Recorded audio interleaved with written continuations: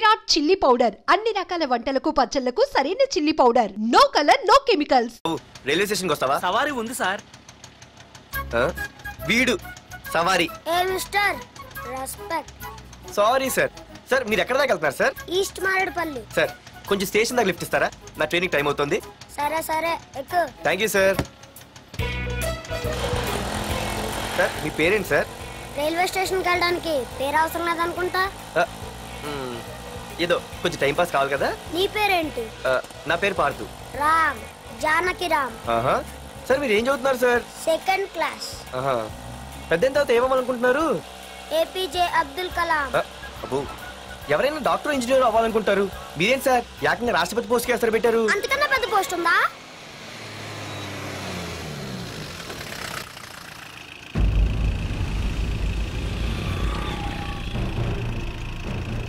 అన్నా అన్నా వాడే అన్న ఆ రోజు మార్కెట్లో నన్ను మన వాళ్ళని కొట్టింది. వాడు మన ఏరియాకి వచ్చి మన వాళ్ళనే కొట్టాడంటే అది మన ఇజ్జత్కే సవాలన్నా. అన్ని వేసేయాలన్నా. అన్నా మిస్ అయిపోతున్నాడన్నా.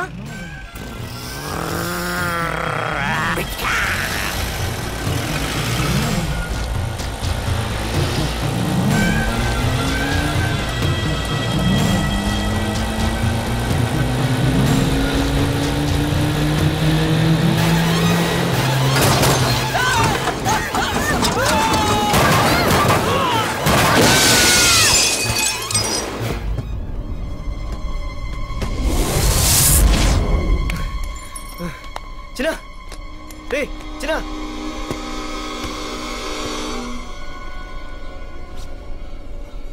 రే చిన్నా చిన్నా.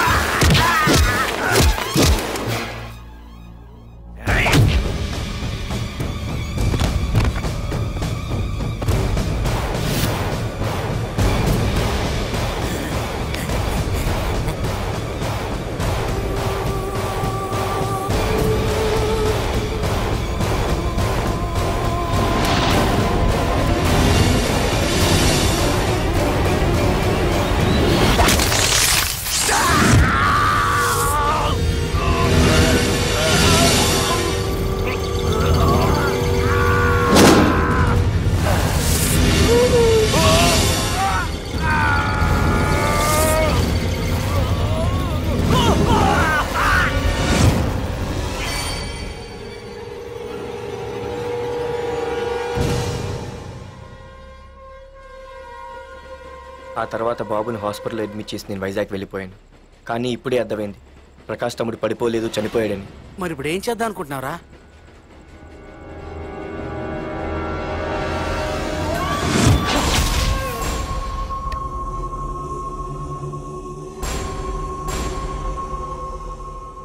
బాగున్నాడు కదరా కుర్రాడు. అవనా చాలా స్మార్ట్గా ఉన్నాడు.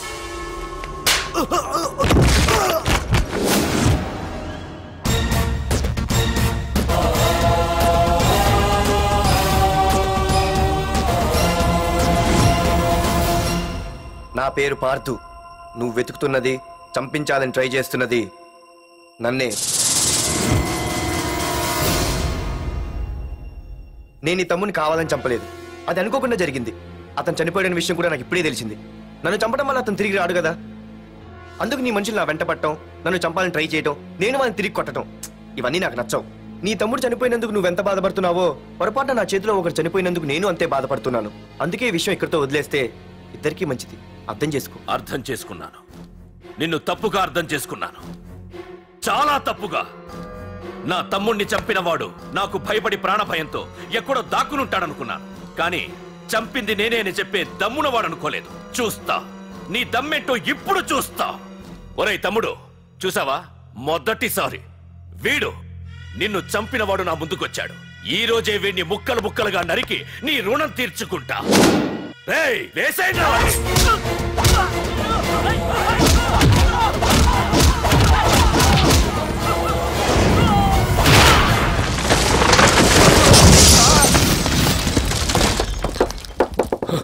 రే ప్రకాష్, నాకు సైలెన్స్ అన్నా వైలెన్స్ అన్నా అస్సలు నచ్చవు. పొర్రపాటున మొదలు పెట్టానంటే కథలు కథలుగా చెప్పుకుంటారు. ఇంకొకసారి నువ్వు ఈ పార్దుని తలుచుకుంటే నీ చావుని నువ్వు తలుచుకున్నట్టే.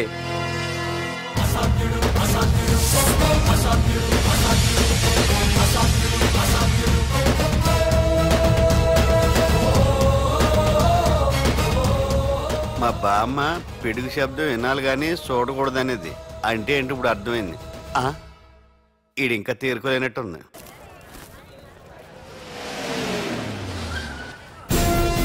ఎక్కడి నుంచి వస్తున్నావు? నాకు తెలుసు, ప్రకాష్ దగ్గర నుంచి కదూ. తంబు మర్డర్ కేసు ఇన్వెస్టిగేషన్ చేసింది నేనే. అతన్ని నేను కావాలని చంపలేదు సార్. ఒక కుర్రాన్ని కాపాడే ప్రయత్నంలో అలా జరిగింది. తెలిసి చేసినా తెలియక చేసినా తప్పు తప్పే అని ఫీల్ అయ్యాను. అందుకే ఆ ప్రకాష్ని కలవడానికి వెళ్ళాను. తంబుని చంపటం తప్పు కాదు పార్థు. మర్డర్ చేయడం తప్పు కాదంటున్నాడేంటని ఆశ్చర్యంగా ఉందా? రా, బండెక్కు. నాకంతా తెలుసు పార్థు, నీ తప్పేం లేదు. దిగు.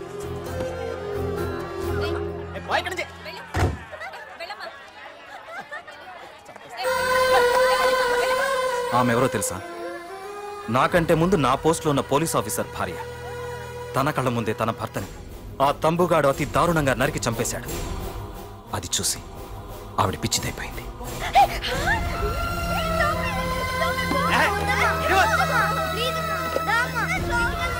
ఆ కుర్రాడు ఆవిడ కొడుకు. చదువుకుంటూ ఆడుకోవాల్సిన వయసులో తన పిచ్చి తల్లిని జాగ్రత్తగా చూసుకోవడానికి రోడ్డున పడ్డాడు. ఆ పెద్దాయన్ని చూడు. 6 సంవత్సరాల క్రితం తన కూతురి పెళ్లి కోసం బట్టలు కొనడానికి కూతురుతో పాటు సిటీకి వచ్చాడు. తంబుగాడు ఆ అమ్మాయిని ఎత్తుకుపోయాడు. ఆ రోజు నుంచి ఈ రోజు వరకు తన కూతురు ఉందో లేదో తెలియకపోయినా ఎప్పటికైనా తిరిగి ఇవ్వకపోతారా అన్న చిన్న ఆశతో ఈ సిటీలో ఉండిపోయాడు. వీళ్లే కాదు పార్థు, ఒక్కసారి అటు చూడు. పశువులు కూడా ఉండలేని ఈ మురికి నీళ్ల పక్కన వీళ్ళెందుకుంటున్నారో తెలుసా? ఆ ప్రకాష్ గాడు తన తమ్ముడి పేరు మీద మల్టీప్లెక్స్ కట్టడానికి వీళ్ళుండే ఇళ్లని ఖాళీ చేయించి తన సొంతం చేసుకున్నాడు. వాణ్ణి ఎదిరించలేక, వేరే దారి లేక వీళ్ళంతా ఈ దుర్భరమైన జీవితాన్ని గడుపుతున్నారు. ఇప్పుడు చెప్పు పార్థు, తంబుని చంపడం తప్పని ఇంకా నువ్వు ఫీల్ అవుతున్నావా? నువ్వు అడగచ్చు, ఇన్ని జరుగుతుంటే మీరేం చేస్తున్నారని. మా అధికారమే మాకు అడ్డమైంది. ప్రకాష్ గారిని టచ్ చేస్తే చాలు మినిస్టర్స్ నుంచి ఫోన్ కాల్స్, ఒక్కడుగు ముందుకేస్తే చాలు వెనక్కి రమ్మని హైకమాండ్ నుంచి ఆర్డర్స్. నా దృష్టిలో ప్రకాష్ని అరెస్ట్ చేయకపోవడం ఎంత తప్పో నిన్ను అరెస్ట్ చేయడం కూడా అంతే తప్పు. ఇదిగో నీ పర్స్, తంబు డెడ్ బాడీ దగ్గర దొరికింది.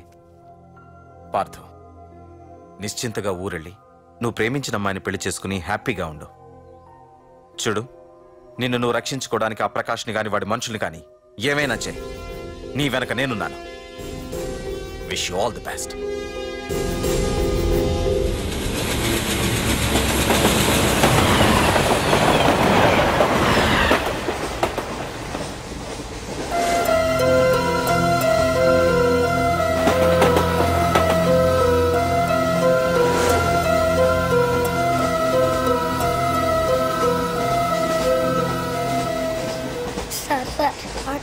Sir please sir. అమ్మా ఆకలేస్తుందమ్మా. Sir sir please sir.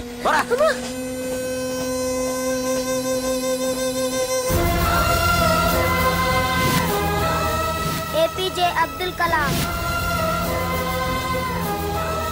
రే చిన్నా, రే చిన్నా, రే ఏంద్రా నీకు? ఏంటి ఇలా ఉన్నావు? ఏమైందో చెప్పరా? చెప్పు. వాట్?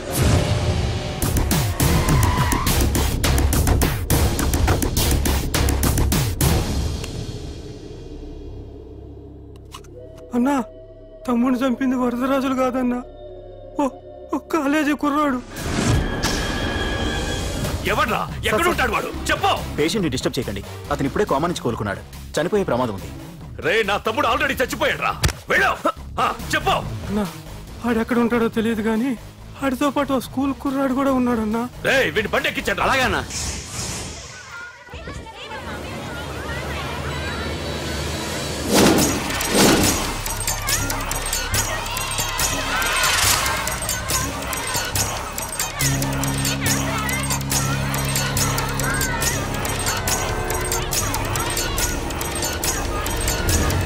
అన్నా, ఆ కుర్రాడన్నా. రే బాబీ ఆగరా. మర్యాదగా చెప్పు. నిజంగా అతను ఎవరో మాకు తెలియదు సార్. తెలియకుండానే వాడితో మీ కొడుకుని స్టేషన్కి పంపించారా? చెప్పు. చెప్పు చెప్పు చెప్పు చెప్పు చెప్పు చెప్పు చెప్పు. తెలియకుండానే వాడితో స్టేషన్కి పంపించావా? చెప్పు.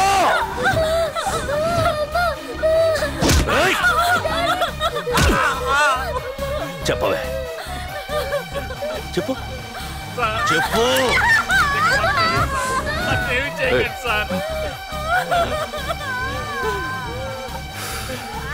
ఇప్పుడు చెప్తా.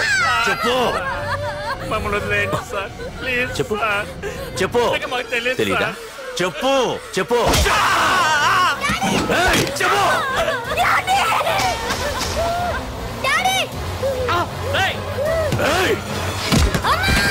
చెప్పు. ఇప్పటికైనా చెప్పవే. వాడు నా చేతిలో చావాలి. చెప్పు.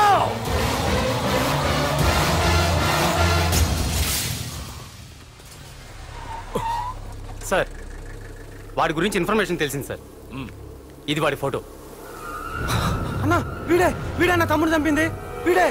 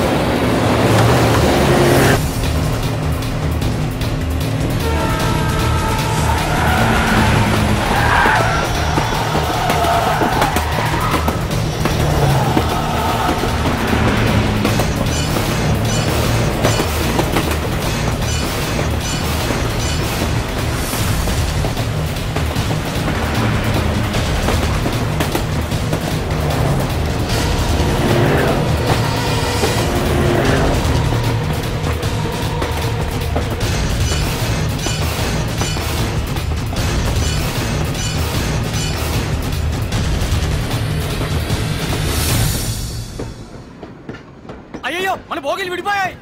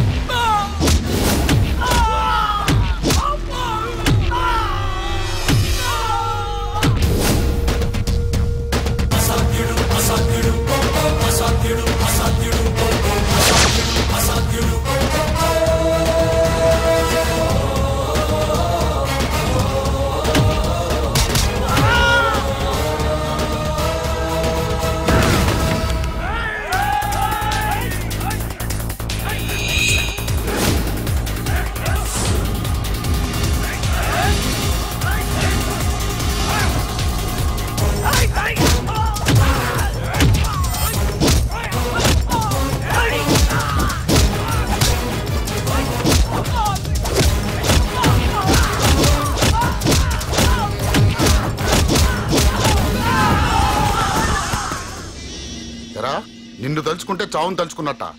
అంత మగాడివా? ఇప్పుడు తలుచుకోరా, ఎవరిని తలుచుకుంటావు?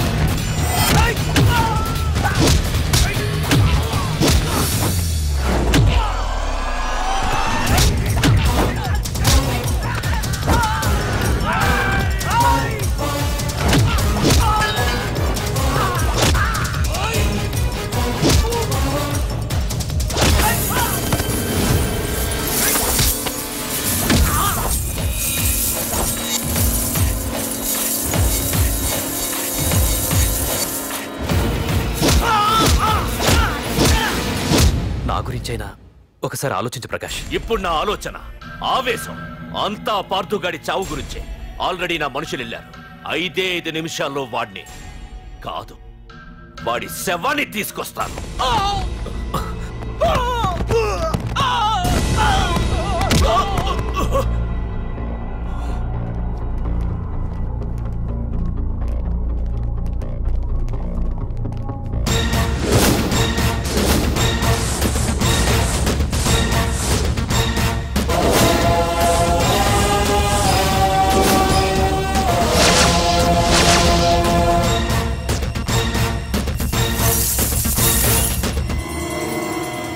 పార్థు, రేయ్, నువ్వు జీవితంలో ఏ తప్పైతే చేయకూడదు అదే చేశావు.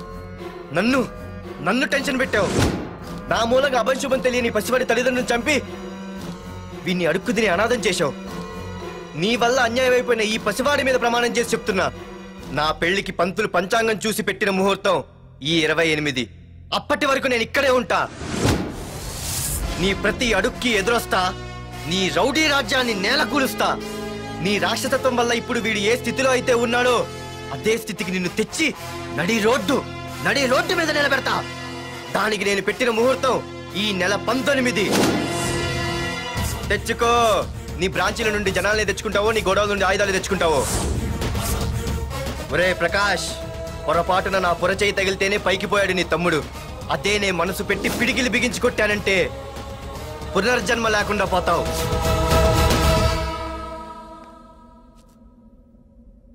మళ్ళీ చెబుతున్నా, నేను ఒంటరి. నీ మనుషులు 100లైనా 1000లైనా ఏరి పారేస్తా.